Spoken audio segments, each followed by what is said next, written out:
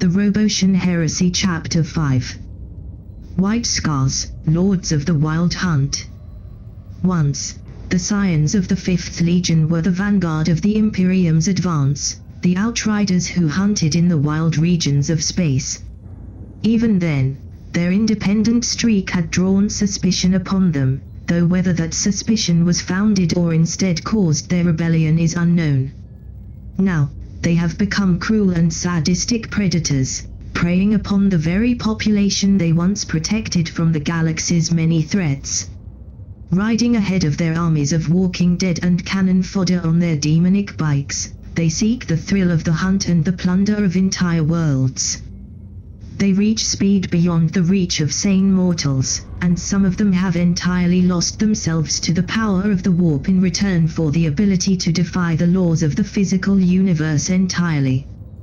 But if their tactics of war are well known, the truth of their betrayal remains still undiscovered to this day by the Imperium.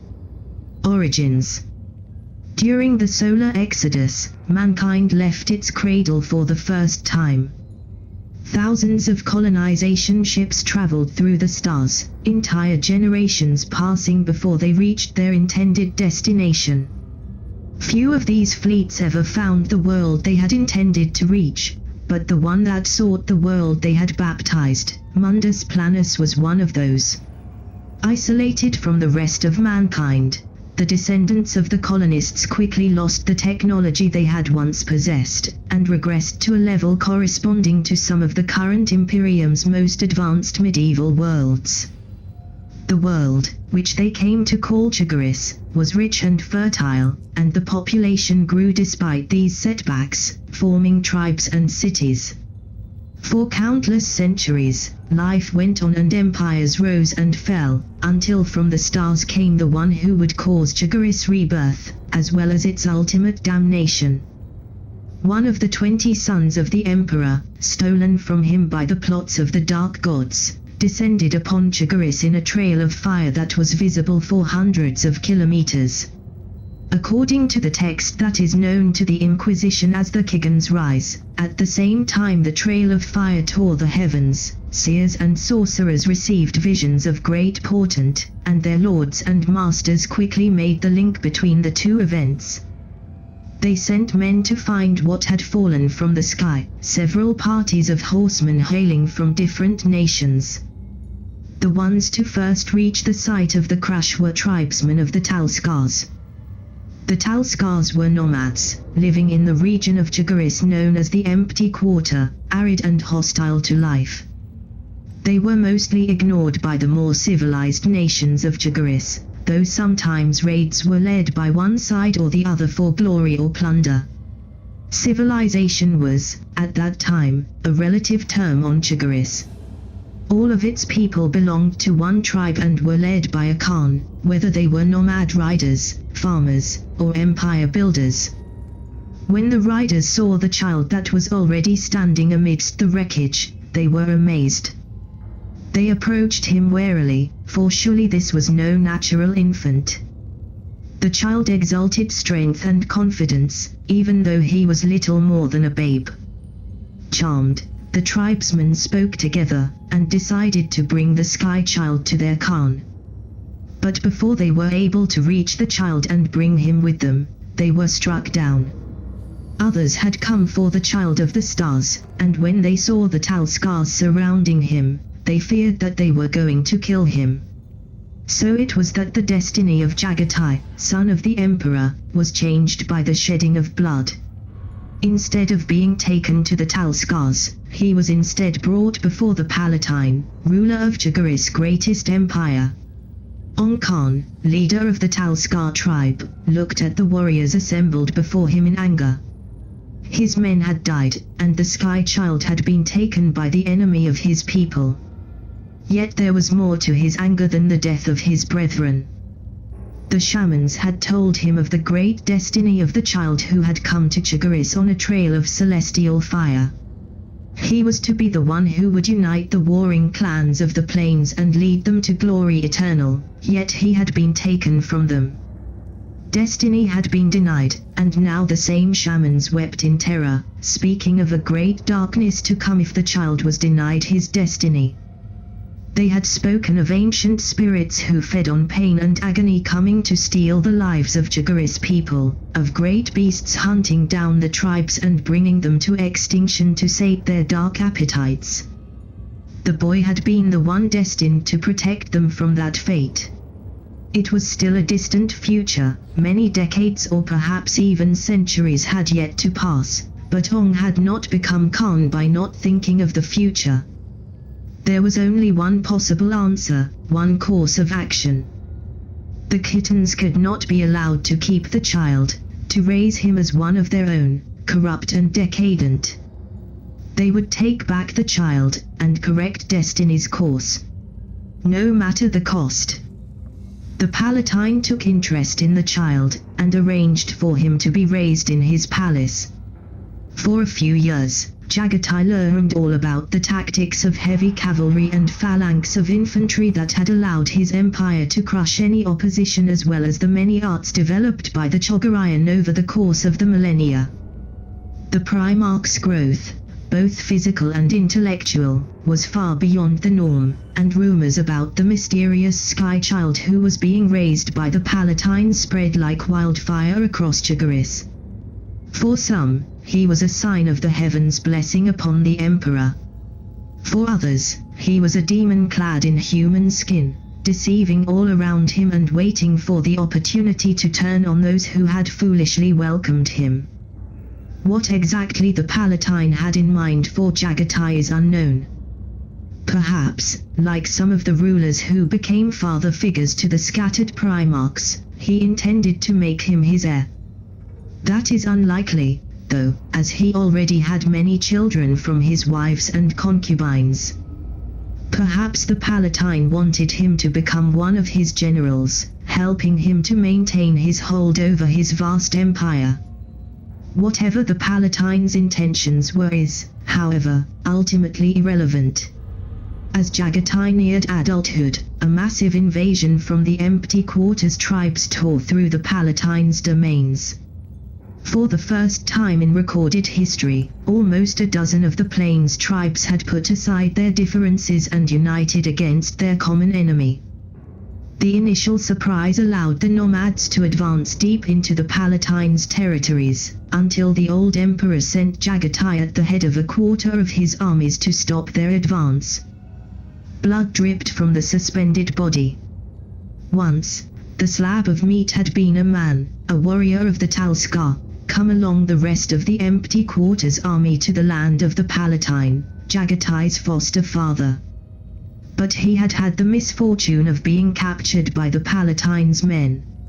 Now, he was a ruined husk, his spirit and flesh broken by the ministrations of the man who now faced Jagatai's wrath.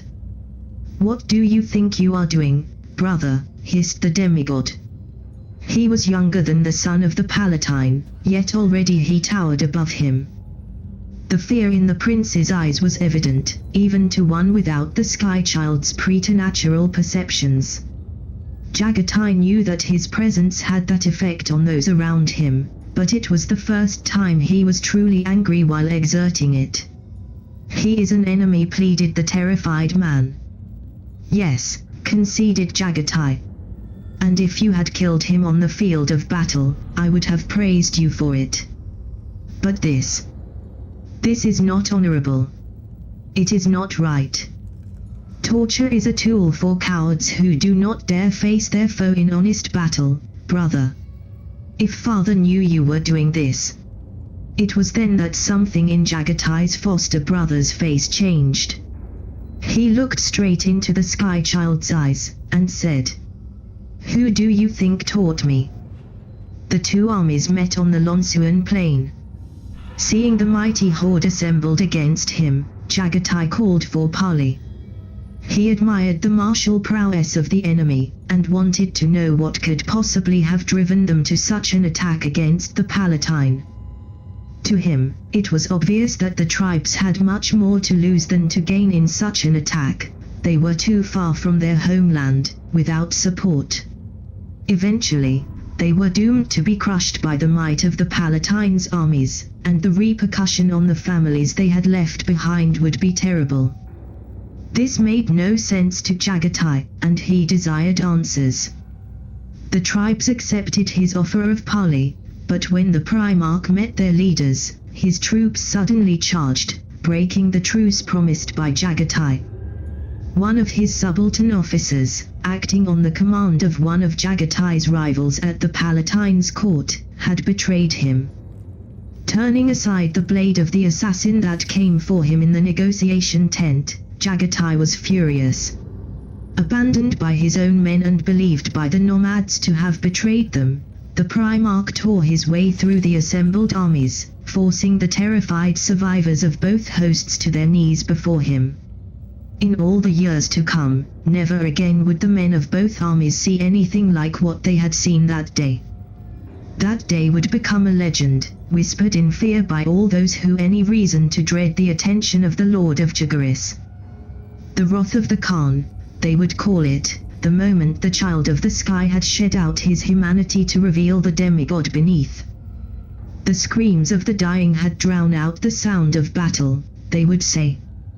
The stars themselves were tainted red by the blood of the fallen, and the shrieks of Yakshas on the edge of shadows pierced the souls of the 100,000 men gathered on the battlefield.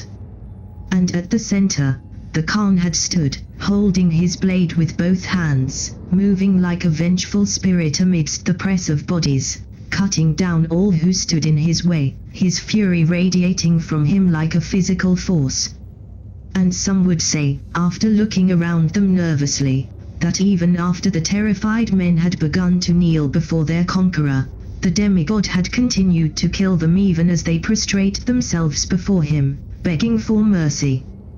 He made them swear loyalty to him and only to him, and then marched them toward the Palatine's capital, intent on claiming his revenge. From this moment, he was known to his men and his enemies as Chagatai Khan, the one who, according to ancient prophecies, would bring unity to Chagaris by the spilling of blood.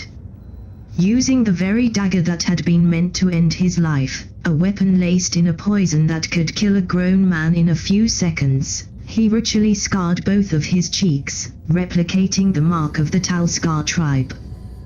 While the poison was unable to do any damage to the Primarch's enhanced metabolism, it ensured that the scars never fully healed.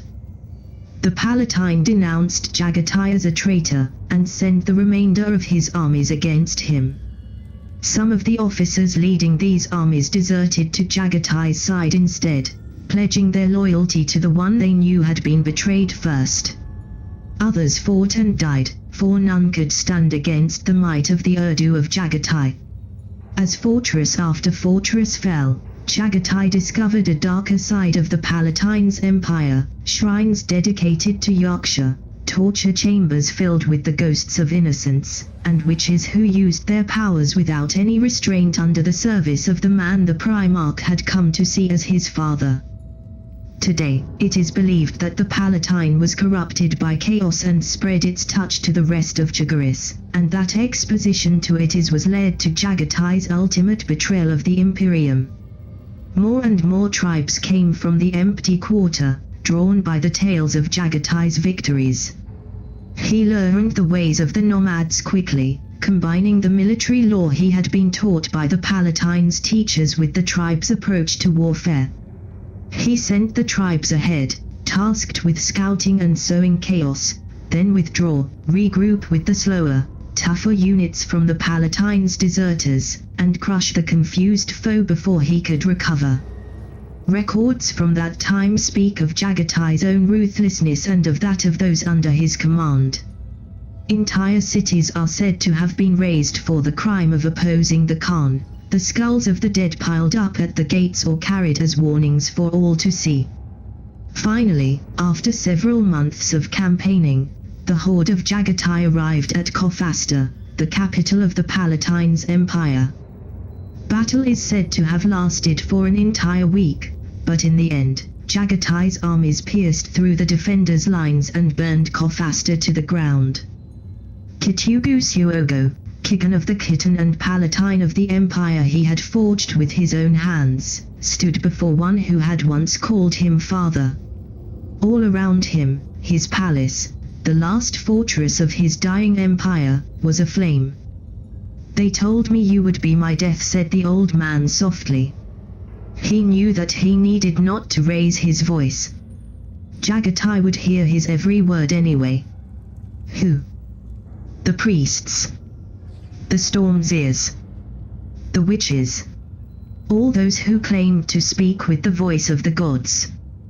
They told me that it was written in the very stars.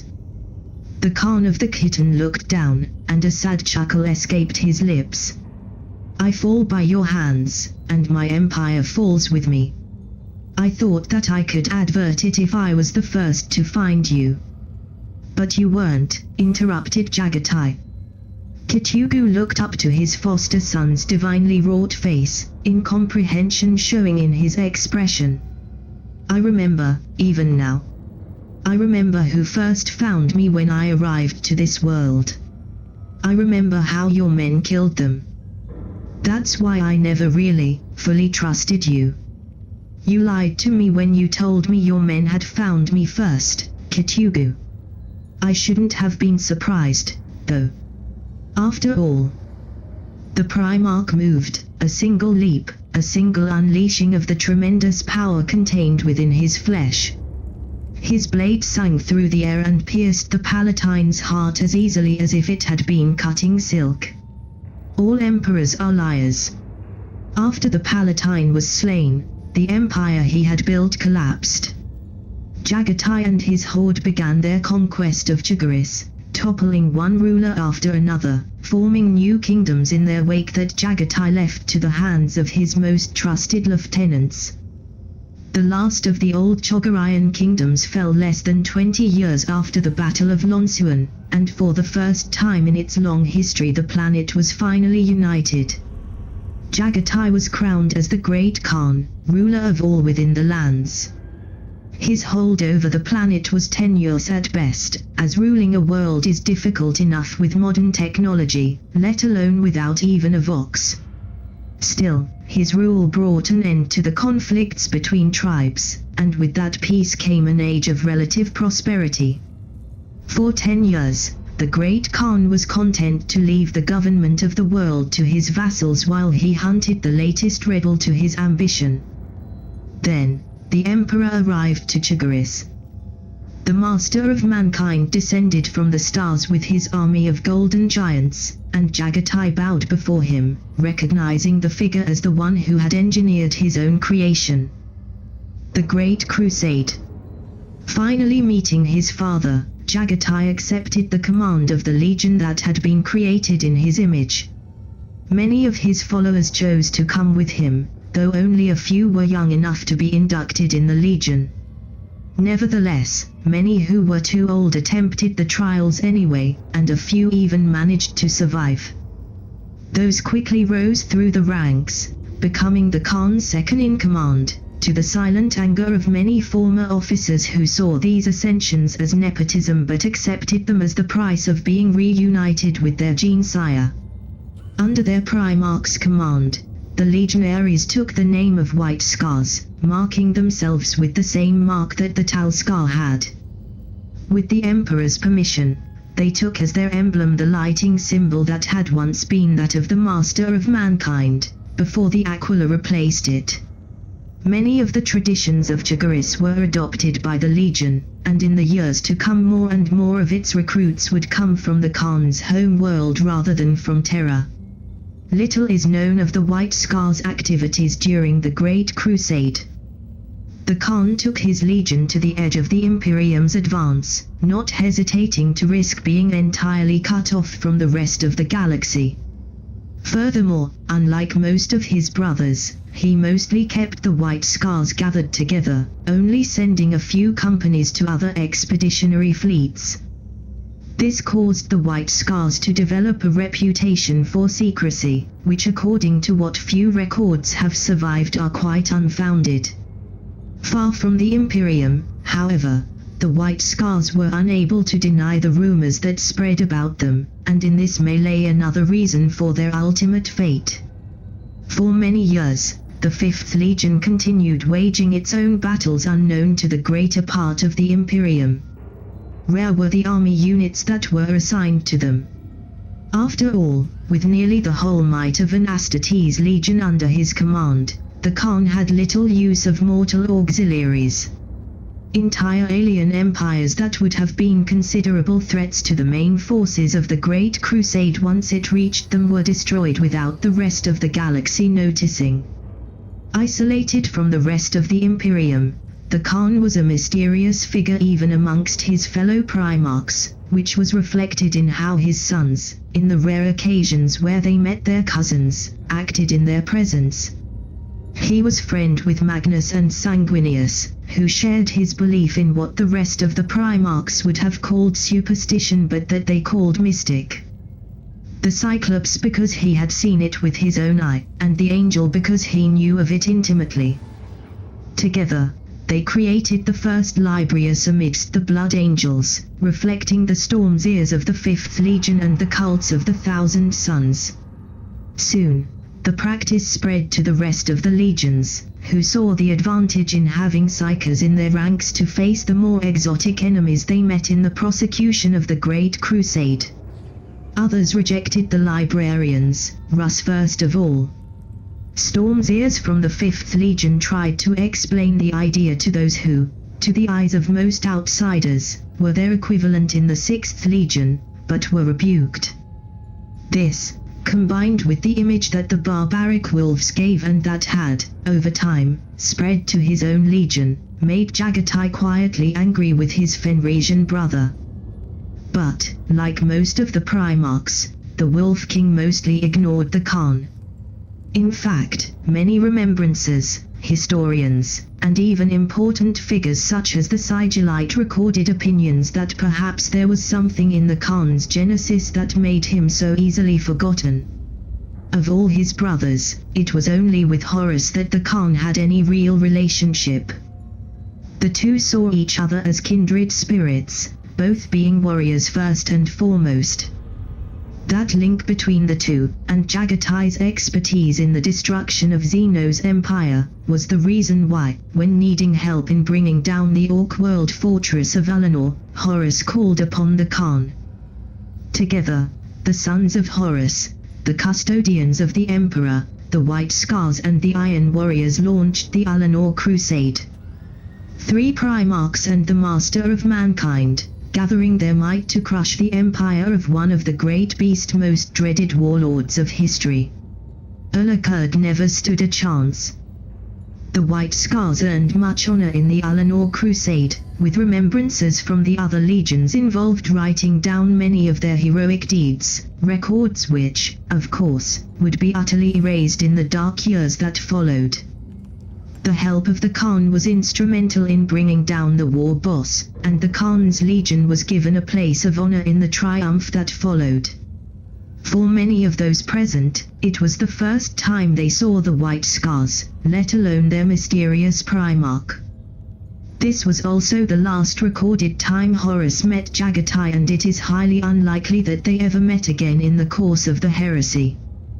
When the bestial empire was finally beheaded, however, many pockets of resistance remained across the sector. One of them in particular worried Horus, even as he was still struggling with the new responsibilities his father had suddenly dropped in his lap before returning to Terra. If left alone, it could in time become a rallying point for the billions of orcs that remained from the Alinor Empire. But it was far away from Imperial territory, and as the War Master, Horus couldn't go there himself. So, he asked for Jagatai to go there in his stead and finish what they had started by removing all possibility that the system, which was known as Chondax, could become a threat to the Imperium in the future. Chondax, the blade in the shadows. All emperors are liars. Attributed to Jagatai Khan, Primarch of the Fifth Legion. For millennia, the Inquisition has sought to unveil the mystery of what happened in the Chondax system. What is recorded in standard archives is simply this: the Khan gathered his whole legion, leaving only a few behind in the other expeditionary fleets, and journeyed to Chondax. The system was far from imperial lines, which was one of the reasons Horus had chosen the Khan for this duty. The newly appointed War Master knew his brother didn't have a problem with fighting far from support. In the years that followed Eleanor, the White Scars almost entirely dropped off the map, with only superficial astropathic reports that quickly stopped altogether. At that time, no one thought anything of it. It was common for entire fleets to be cut off by the tides of the warp, and the White Scars were the most liable to forget to report entirely. The only viable information about what transpired between the departure of the White Scars from Eleanor and their arrival at Istvan V comes from a single file, deep in the archives of Titan. Its origin is unknown, and inquisitors across the ages have tried to pry this secret from the Grey Knights, in vain, as the Ordo Malus warriors are in some instances even more protective of their mysteries as the Holy Inquisition. The file is an audio recording, from which many details have been erased, at least in the version that is accessible to the Lords of the Inquisition. The White Scars died at Chondax.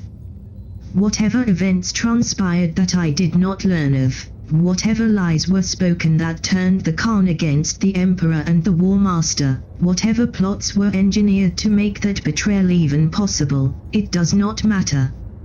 I felt it then, and I still feel it now.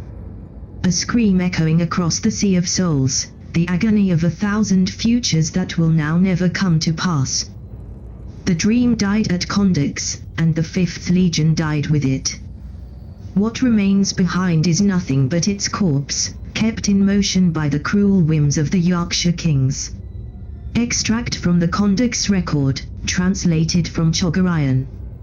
According to this file, a campaign that should only have taken a handful of weeks, especially with the full might of a legion engaged, dragged off for years.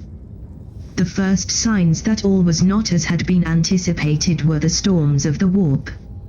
It took years for the fleet to even reach the Chondax system, losing many ships to the Sea of Souls, some of which would reappear across the centuries, their crew horribly twisted by the unholy powers of the warp.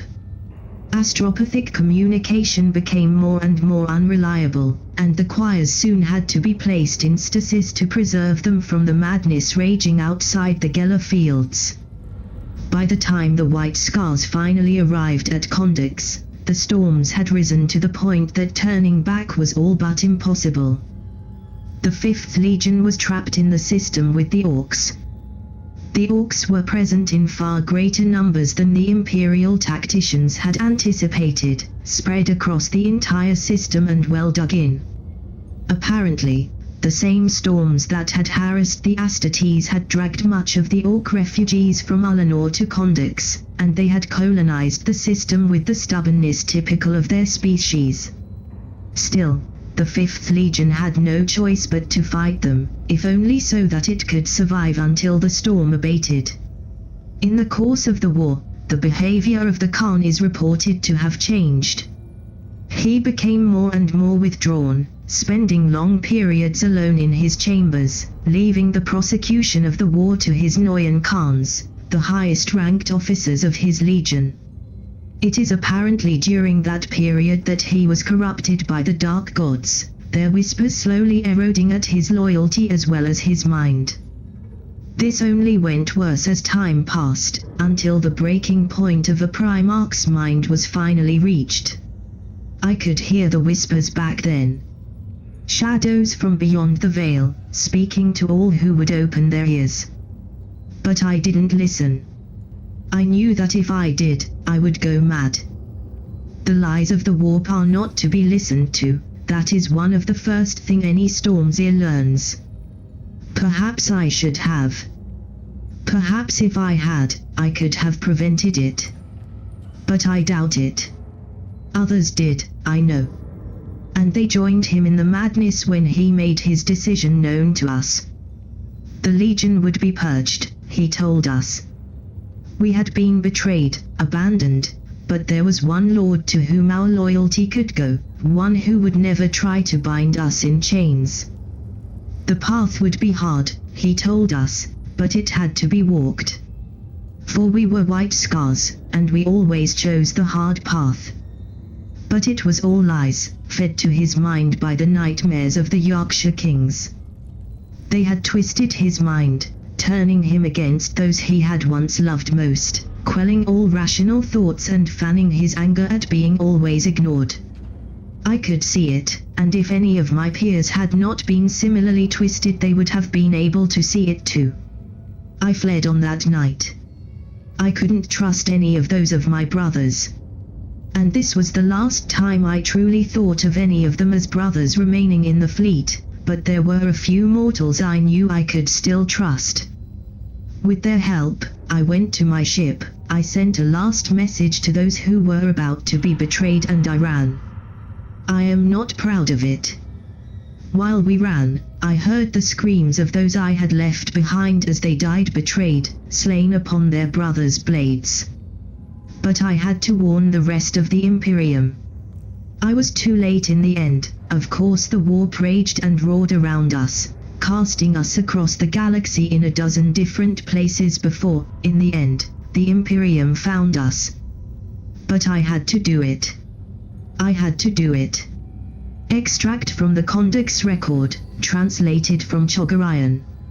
Several years after the beginning of the Chondax Crusade, only one fortress remained to be purged. But it was the most formidable of its kind, built by the Orcs specifically to resist the White Scars' tactics. The Greenskins had learned much during their desperate struggle with the Astartes, and they had begun to build one of the first gargants in recorded history, the grotesque equivalent of our noble titans. The Khan, who clearly had already turned his back on the Emperor at this point, designed a plan that would enable him to prepare his legion for the betrayal to come. In an imitation of Guilliman's own scheme at Istvan III, he sent the elements of his legion that he knew wouldn't follow him in rebellion on Chondax.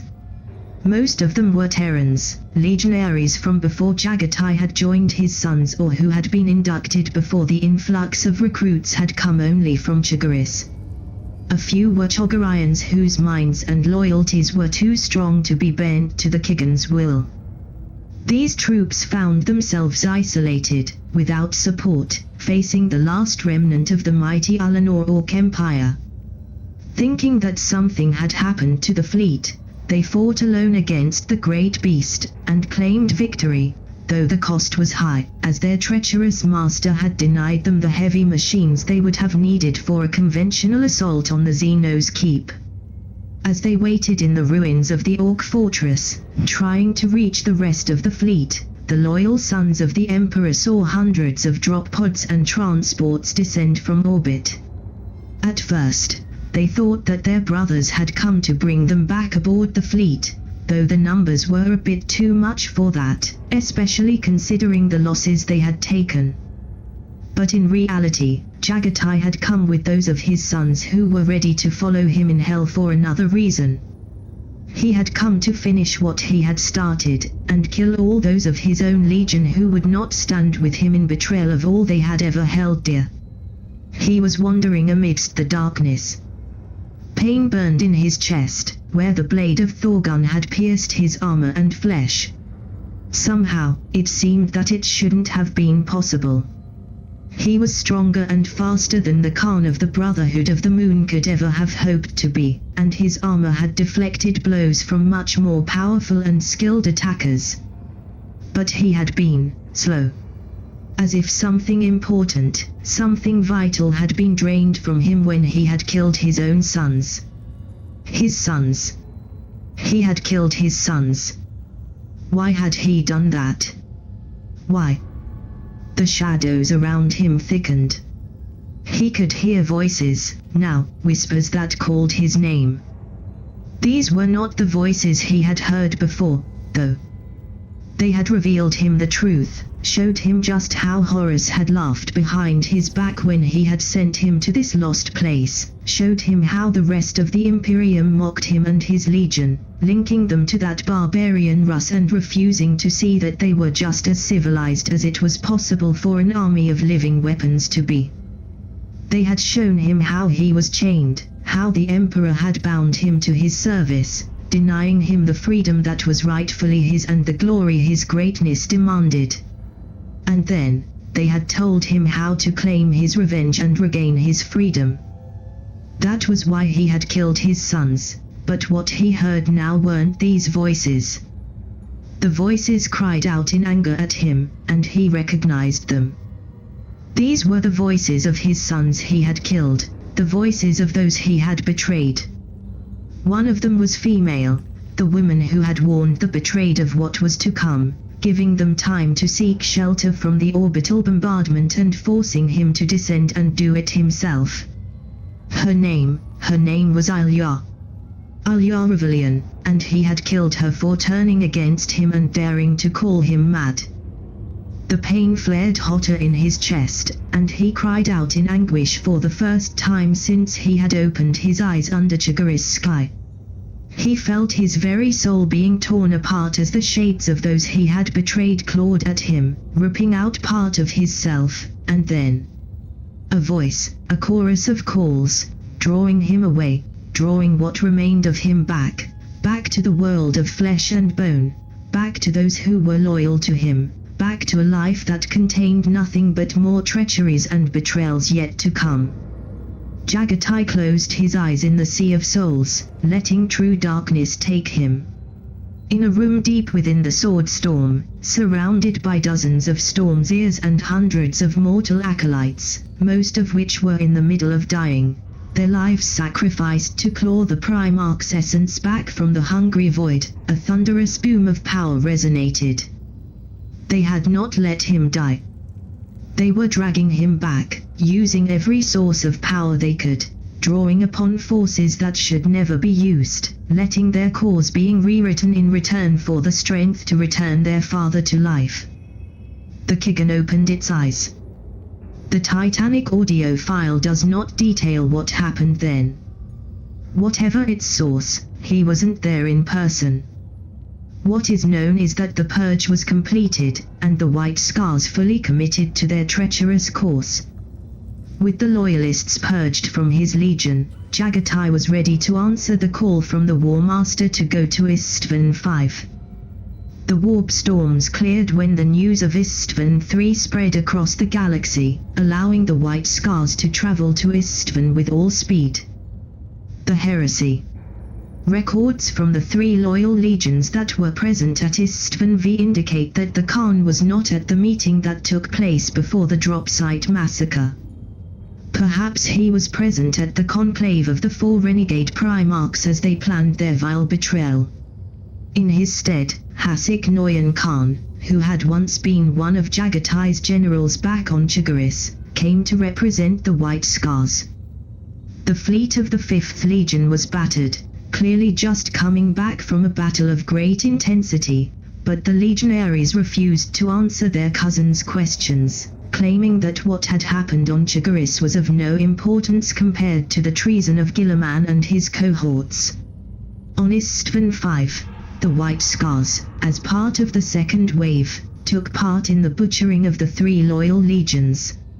In the days that followed the initial confrontation, the initial butchery at the Urgal Plateau, where Conrad Kurz died alongside almost all of the Death Guard and thousands of Alpha Legionaries, the sons of the Khan hunted the surviving Loyalists. While Mortarion led hundreds of survivors toward their transports and then back in orbits, thousands more remained stranded on the planet, trapped with the hordes of traitors. Very, very few managed to escape, but by all such accounts, the White Scars were the cruelest and the most relentless in their pursuit. Death surrounded them. On the sterile ground of the Urgal Plateau, 1 million demigods had died in the fires of treachery. Their purified blood, tainted by dark sources for so few of them, dripped on the cold rock, forming pools of crimson that shined under the light of the uncaring stars. Broken armors and shattered blades decorated the graveyard of the Imperium's future, and he stalked amidst these ruins like the grim reaper of the legends of old Earth. His sons, so few of them now, were ahead of him, preparing for their last-ditch attempt at escape. They had to get out, to warn the rest of the Imperium that the unthinkable had been done, that the impossible had happened. A shadow emerged from the wreckage. Once the shadow had been a hunter, a mighty lord of war. Once, it had been a brother to the Reaper. Now, it was a monster. Darkness and smoke the color of blood clung to its armor, and in its eyes blazed the same fires that had slain the ideal of the Great Crusade. The Reaper had seen its ilk before, when he had faced the many horrors of his home world, but never before had he seen one as mighty as this. Still, he felt no awe. Only horror, and resolution. "I shall free you now," my brother said, Mortarion, Primarch of the Death Guard, to the walking corpse that had once been his brother Jagatai. After Istvan, the White Scars followed Guilliman in his advance for Terra. However, the Night Lords and Alpha Legion forces had dispersed all across the galaxy, rallying entire worlds to the cause of the Imperium and slowing down the progress of the traitor legions to a crawl. In order to prevent being attacked from two sides once he reached Terra, Robout ordered the 5th Legion to hunt down the survivors of the two Loyalist legions. Whoever was in command of the White Scars at that point in time complied, eager to inflict further humiliation on those they believed they had broken at the massacre. On the bridge of the Sickle Moon, Ysagia didn't move. For a long moment, he stayed still, the pistol of the grey-clad Astartes still aimed at his head. There were many things he ought to say. That he wasn't a traitor. That he had tried to warn his Khan away from the path of darkness and treachery the White Scars now followed. That his legion had been deceived, and shouldn't be blamed for the choice their Primarch had made. But he didn't say anything. He waited for the trigger to be pulled, for his life to end, just like the dream had died in the ashes of betrayal. Yet the moment didn't come. Then the warrior in grey, whose nameless ship had found Ysagia in the void and bore the emblem of the Sigillite, withdrew his gun. "You are a loyal son of the Emperor, Targutai Ysagia. Even now, with your life at stake, you do not turn your power on me. That is good.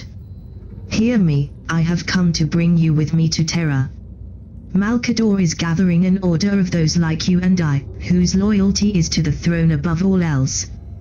You will still serve the Imperium and the Emperor, Zadian Aga." Ysagia lifted his head, not able to believe what he was hearing. "Who are you?" "You know my name, cousin, but I do not know yours."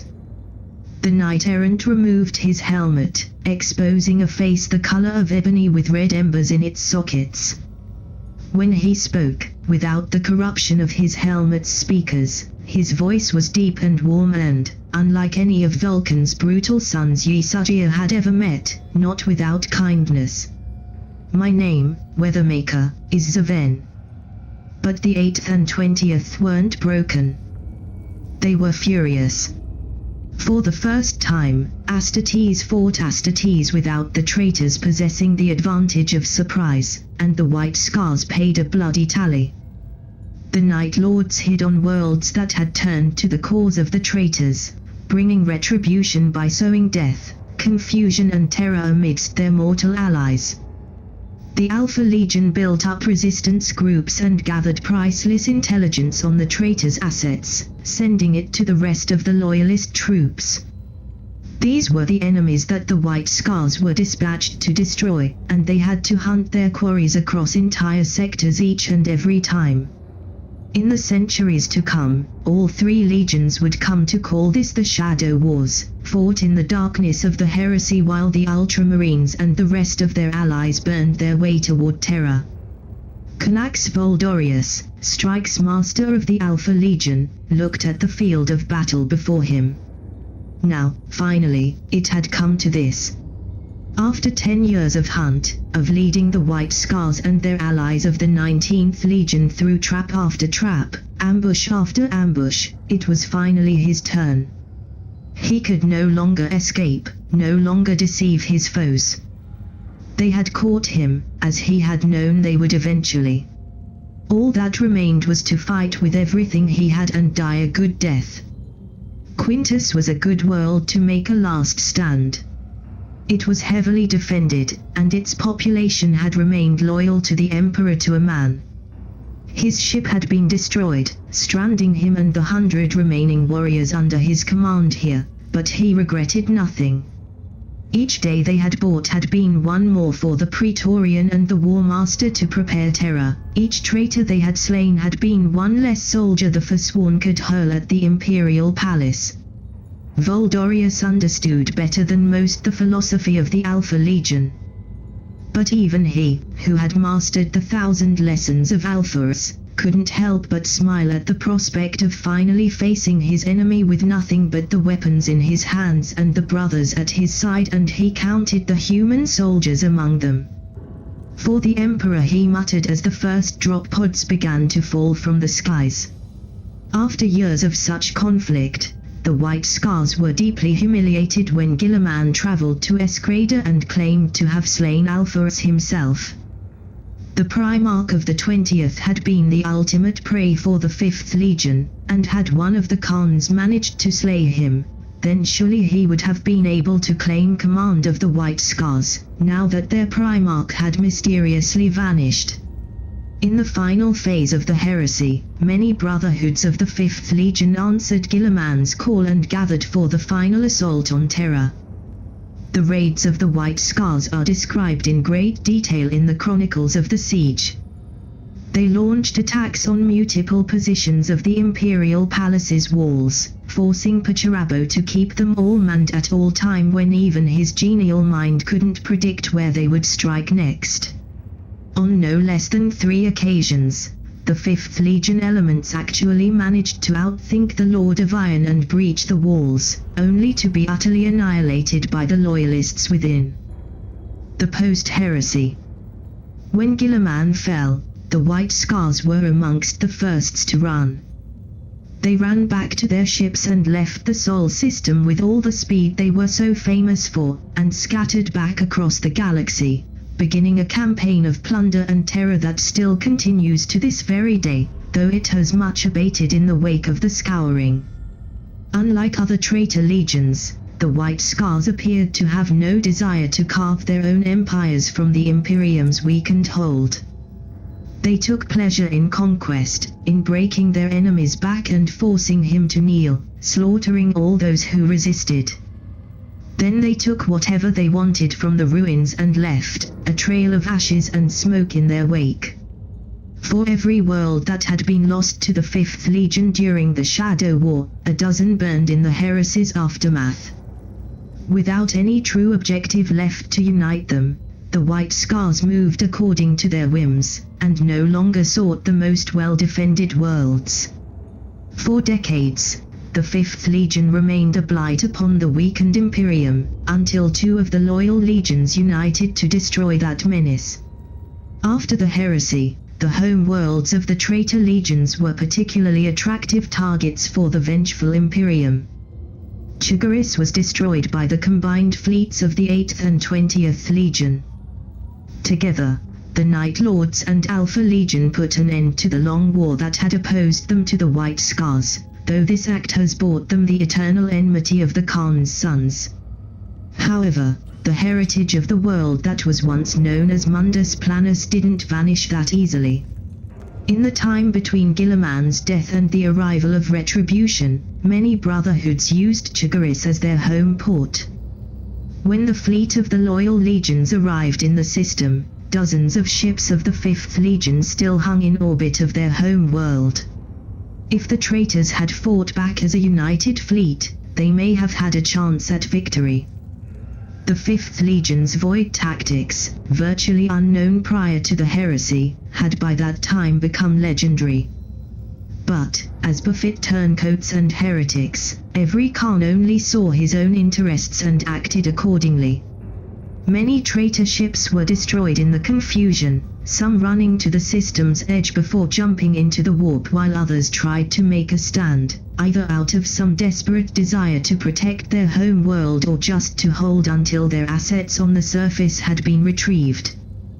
While the Alpha Legion fleet surrounded the system, inflicting tremendous damage to those who tried to run, the 8th Legion warships engaged the vessels in orbit and prepared to unleash their punishment on the planet itself. Entire cities were razed from orbits in seconds, wiped from existence by one shot of the might vessels.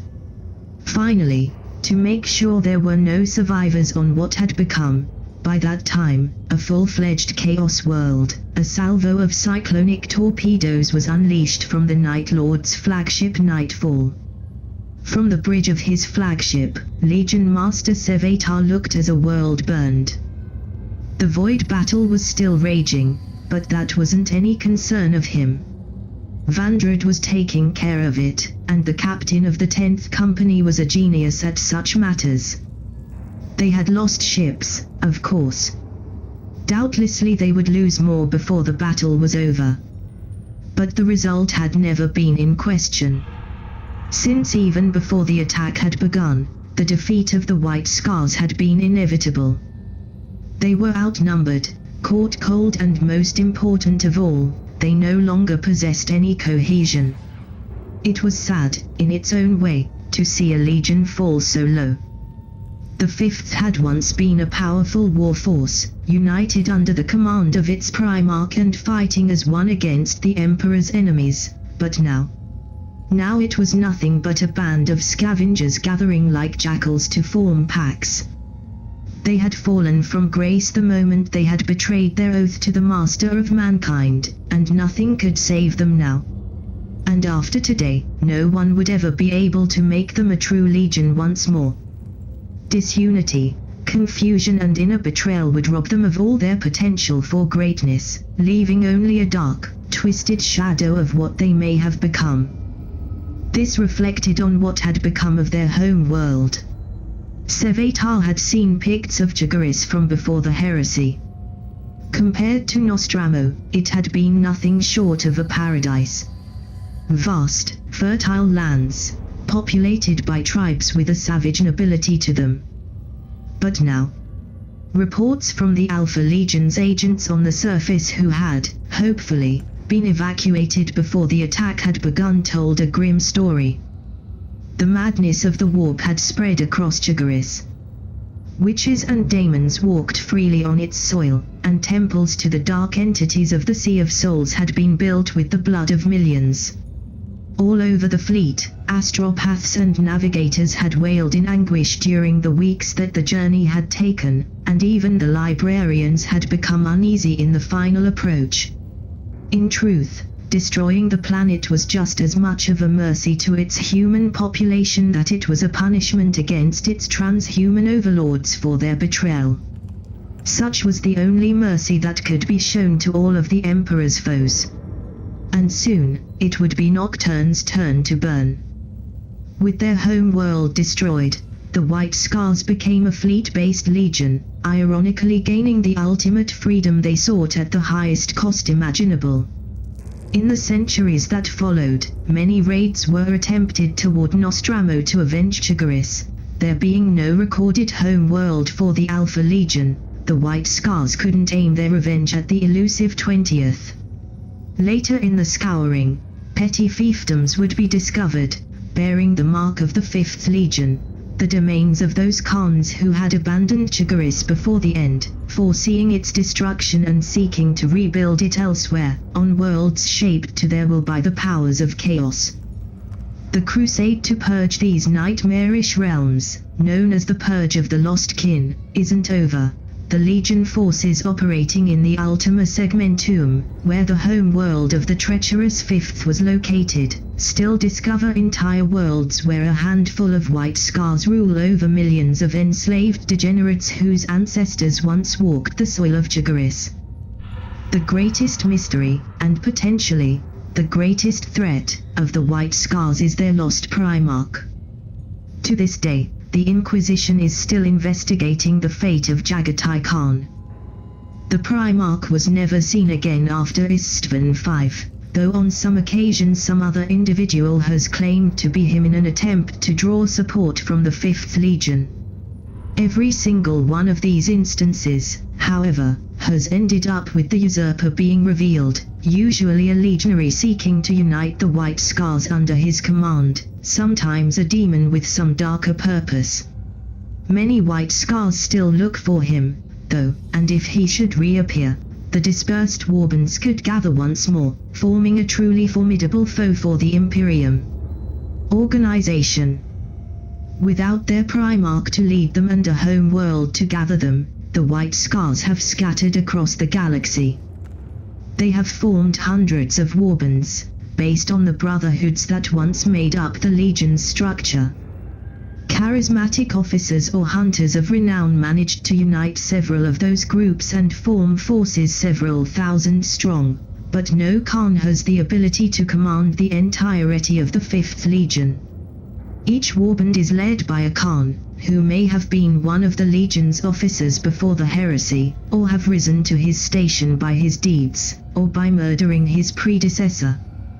Those who command over warbands of great size may take the title of Noyan Khan, once held by their Legion's circle of elite commanders under the Primarch himself, and delegate command of part of their host to lesser Khans. Whilst loyalty to the chain of command is considered to be absolute, the White Scars commanding cadre has a well-documented tendency to plot and scheme amongst themselves as they jockey for position. On more than one occasion, this has granted the Imperium an unexpected victory as a Khan used a battle to dispose of a potential challenger to his rule. Each Khan is advised by the Stormseers, also called the Zadian Aga in Chogarian, under his command. They hold considerable influence in the Legion, not just because they are terrible foes on the battlefield but also because they are the one responsible for the preservation of the White Scars' blasphemous beliefs. While they are most often uninvolved in the intrigues of their Legion, they have been reported to act when the disputes between officers reached a level threatening the entirety of the war band. The Undying. For millennia, the Inquisition has attempted to unlock the mystery of what its members have come to call the Undying. These creatures were first seen fighting alongside the 5th Legion during the heresy. At first, it was believed that these hosts of legionaries wearing the colors of different legions, traitor and loyal alike, were merely a ruse, an attempt to demoralize the opponent by wearing the colors of the enemy. But their origin was soon revealed to be much more sinister. An Undying is created when one of the White Scar sorcerers binds the corpse of another legionary into his service. The exact process is unknown, but the 1,000 sons who have beholden one of these abominations claim that the Stormseers capture the soul of the deceased warrior, reduce it to slavery, and bind it into its own corpse. What is created this way is an Undying, a creature that shares some of a legionary's capabilities and skills, but whose main asset is its capacity to take far more punishment than even one of the Astartes. As it is already dead, and powered only by the forbidden energies of the warp, an Undying can only be destroyed when its physical body is so damaged that the ritual bindings inscribed upon the rotting flesh can no longer contain the soul within. Facing a war band with Undying amidst its ranks is one of the few things that can inspire something like fear in Astartes. For them, to watch such desecrations is more than just one more blasphemy against the natural order, it is a promise of what may happen to them if they fall in battle. Chaplains must rouse the righteous fury of those under their charge when that happens, and call for the judgment of the Emperor to be inflicted upon those who would profane his holy work thusly. Beliefs. Slaves of the false emperor, hear my words. I am Hasik Noyan Khan of the White Scars, and it is by my will that soon all of you shall die. The Imperium you serve is a tyranny built upon the greatest of all lies. For centuries, you have believed these lies, you have allowed yourselves to be deceived by them, you have let them cover you like a blanket to protect you from the galaxy's horrors. Today, we will show you the truth. We will tear the veil of lies from your eyes and force you to face the reality the Imperium has spent 10,000 years hiding from you. You will learn the one thing that is true in this universe. Nowhere is safe. There is no place in the galaxy, from the cold void between the stars to the corpse emperor's own palace, where you may truly be protected. You may run from us. You may hide from us. But we will find you and kill you. You have lived under the false protection of a lie, and now you shall pay for this crime. You chose to live as slaves to a tyrant, and in doing so you have relinquished any right to live you may have possessed. So despair and cry and lament if you wish. It will not save you. We are the judgment of heaven, come to deliver your punishment for the sin of cowardice and submission. Recovered from the astropathic tower of the now dead Hive world, redacted, where the Red Highway massacre was performed by 5th Legion elements. The White Scars follow the teachings of their now defunct home world, though what they have made of them would horrify the Storm's ears of old. During the heresy, their rejection of the imperial truth manifested not only by them embracing the superstitions of their Primarch's home world fully, but by delving into the very darkness these superstitions warned against. It is told that the White Scars knew of the warp's true evil long before any of the other legions, and for decades they took precautions against it, their Storm's ears only slightly dipping into the sea of souls and not calling too much power into themselves, lest they attract the attention of the Yorkshire, as their people called the Daemons.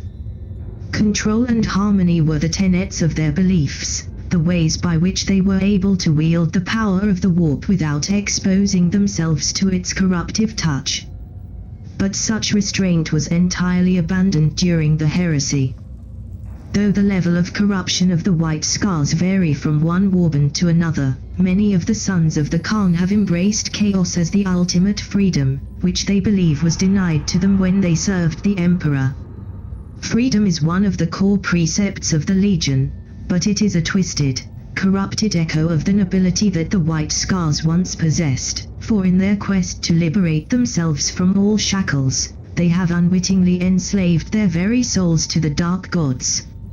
Now, the White Scars believe that the Emperor was a liar and a tyrant, and that those who rule in his name are the same. They do not seek to liberate those who live under their rule, though all they care about is their own freedom and glory. In their eyes, those who will not rise and fight for their own freedom do not deserve it anyway. Combat Doctrine. The White Scars warbands have kept to the tactics that served them well during the Great Crusade, though even them have been forced to adapt to the times. They will strike with all the speed they can muster, then withdraw before the enemy can gather its strength, and strike again from another angle. As such, they make extensive use of transports, and their spaceships are faster than anything the Imperium can use, their already overgrown engines further enhanced by dark, forbidden sciences that call upon the power of the warp. At the front of every assault are their riders, who charge toward weak points in enemy lines and wreak havoc on supply lines and morale. Once the enemy is thrown off its balance by this initial attack, the rest of the Legion advance in heavier vehicles and infantry support, crushing the opposition. In the days of the heresy and immediately after, the White Scars used to have hundreds of riders, and their forces were almost entirely composed of bikers who would hunt and destroy Imperial targets. But as centuries passed, their ability to maintain their mounts diminished.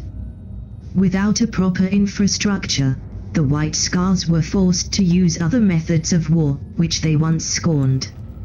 Now, only the elite of the Legion have access to the bikes that made the White Scars infamous across the galaxy. Without any way to produce more, the White Scars must either steal those of other legions, a method that has become increasingly unviable as loyalist legions discarded the use of war bikes, precisely because of their association with the treacherous Fifth, or bargain with daemons to gain the use of a possessed mount. Ownership of one of these engines is often enough to cause duel to the death amongst legionaries. The Wild Hunt. Once called the Brotherhood of the Storm, the Wild Hunt is one of the White Scars' most infamous warbands. Its members are spread across the galaxy, allying with other groups of Chaos Marines, but their prime allegiance is always to their own cult. Its members are mutants of the most foul and blasphemous kind. They are merged with the bikes they so adore, unable to get down from them. They are more than daemons than Astartes, capable of tearing holes across reality and drive through the warp itself to emerge somewhere else on the battlefield. In the centuries since the first White Scars made the abominable pact that transformed them, many other legionaries have joined their ranks, including to the everlasting shame of their brethren, more than a few from loyal legions. When operating with another war band, the Wild Hunt charges ahead, seeking worthy prey in the enemy ranks, be it a charismatic officer, a renowned champion or, in rare occasions, a target specified by their current employer.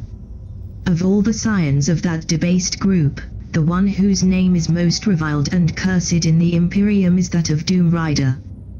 Once a Khan of the White Scars by the name of Shiban, he is now a demon prince of Chaos Undivided, riding ahead of a horde of hunters and daemons, passing from world to world in pursuit of prey chosen by his own alien, unknowable logic.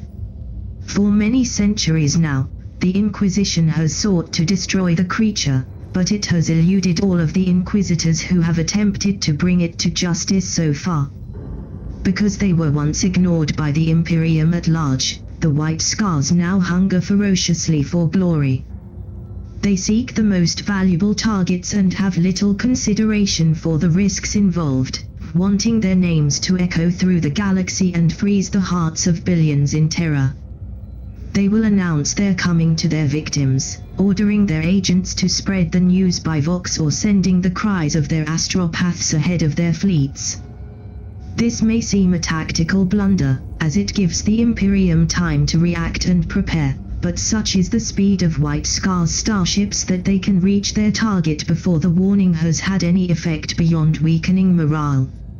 After the battle is over, the White Scars will ransack the cities they have conquered and fill their ships with slaves, but only rarely will they slaughter every survivor of their initial onslaught. In fact, they appear to take a perverse joy in letting them live, so that the tale of their heinous deeds will spread further in the Imperium. On several occasions, Inquisitors have purged entire such populations, to keep secret the fact that the servants of Chaos could reach even planets well inside the Imperium's borders. Recruitment and Geneseed.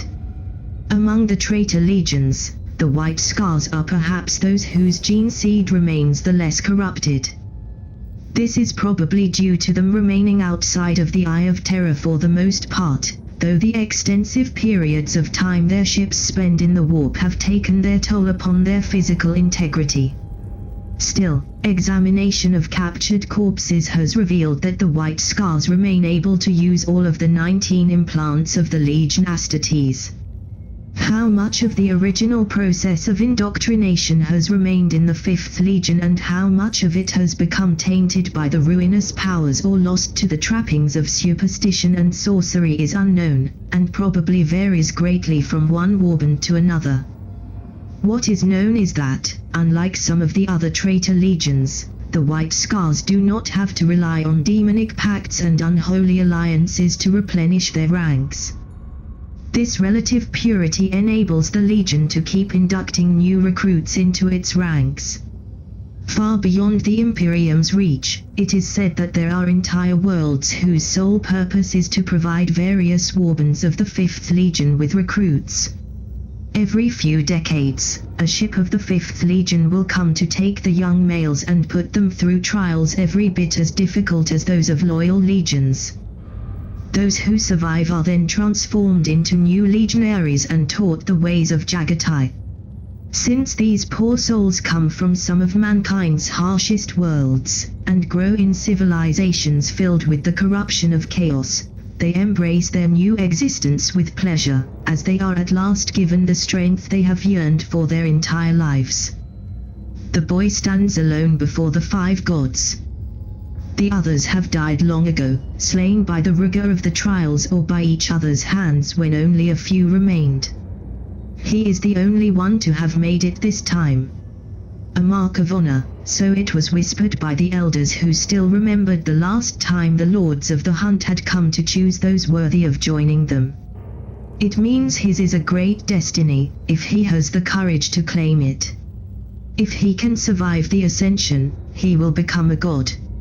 He will hunt forevermore, across the great sea of stars, alongside the riders of the wild and the masters of the storms.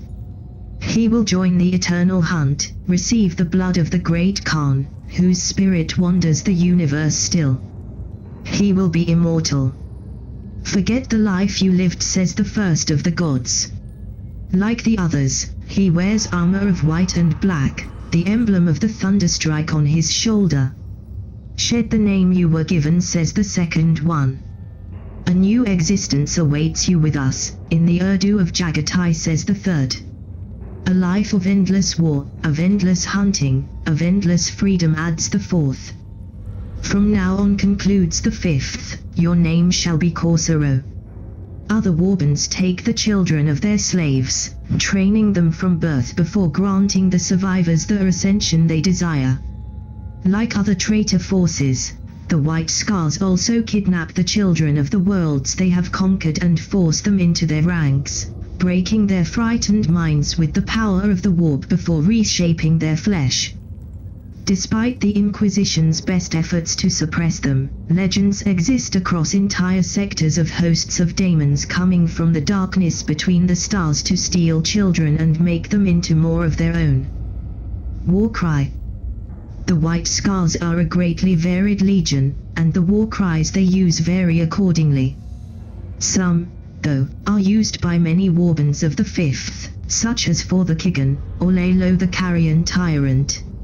Some among the loyalist legions that were at Istvan V even claim that it was a White Scars that first shouted the infamous scream that would later be used by billions of traitors and heretics across the millennia. Death to the false emperor. Thank you for listening.